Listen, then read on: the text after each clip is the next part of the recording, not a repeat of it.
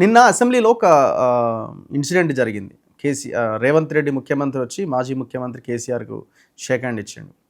So, ఆయన వెనకాల ఉన్న కేటీఆర్, పక్కన కౌశిక్ రెడ్డి వీళ్ళు లేచి నిలబడలేదని సోషల్ మీడియాలో పెద్ద ట్రోల్ నడుస్తున్నది.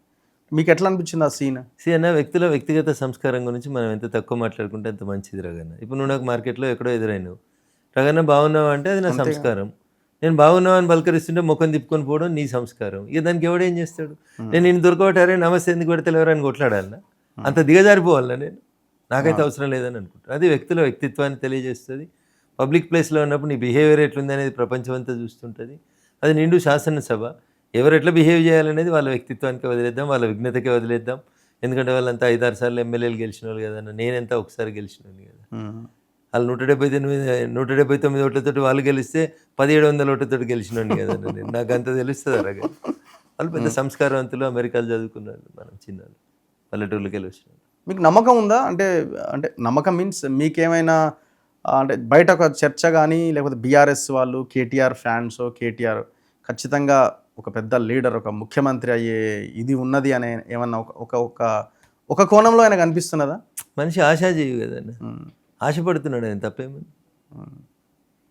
రాజకీయ వారసత్వం ప్లాన్ ఆఫ్ యాక్షన్ ఆ దిశలో ఉందా అని ఆయన ప్రయత్నం చేస్తూ ఉన్నాడు. బట్ ఆశించిన రీతి లోపల వాళ్ళ పార్టీ కానీ, వాళ్ళ క్యాడర్ కానీ, వాళ్ళ కుటుంబ సభ్యులు కానీ ఆయనకు సహకరిస్తున్నట్టు నేనైతే అనుకోవట్లేదు. కుటుంబ సభ్యులే సహకరించట్లేదా? కుటుంబ సభ్యులు ఇన్ ద సెన్స్ చెల్లె దిక్కుపోతుంది, బావ దిక్కుపోతున్నాడు, నాయన ఏమంటుండో తెలియదు, పక్కన సంతానం ఏమంటుండో తెలియదు. ఇన్ని దుష్ట శక్తుల నడుమ ఆయన నడుస్తుంటే ఏమైతే నలుగురు 4 దిక్కులకెళ్ళి చక్రబంధనం చేసినాక ఆయనకి ఏం తెలుస్తుంది? ఇంతకీ హరీష్ ఈక్వేషన్ ఏమి ఉంటుందో అసలు ఆయన ప్లాన్ అంటే ఏ దిశగా ముందుకెళ్తాడు ఆయన? మౌనంగా ఉన్నారు వారు. ప్రస్తుతం జరుగుతున్న సంఘటనల్ని గమనిస్తూ ఉన్నారు. 100 సార్లు చెప్పినాడు, ఇంటర్వ్యూలలో చెప్పినాడు, నేను టీఆర్ఎస్ లోంచి బయటికి వెళ్ళాను, నేను పుట్టింది ఇందులోనే, పెరిగింది ఇందులోనే, చివరిదాకా ఇందులోనే ఉంటా అని చెప్పినారు. సరే, ఇప్పుడైతే వారు ఎక్కడేం మాట్లాడతలేరు. ఎప్పుడు మీలాంటి మిత్రులు ఎవరు అడిగినా వారి నుంచి వచ్చే సమాధానం ఒకటే, నేను టీఆర్ఎస్ లోనే ఉంటా. ఇంతకుముందు 100 సార్లు మీకు తెలుస్తుంది కొంచెం లైన్ జోస్యం చెప్తుంటారు కదా మీరు అప్పుడప్పుడు. వారైతే పార్టీ లైన్లో ఉన్నట్టే కనబడుతుంది. అంతేనా?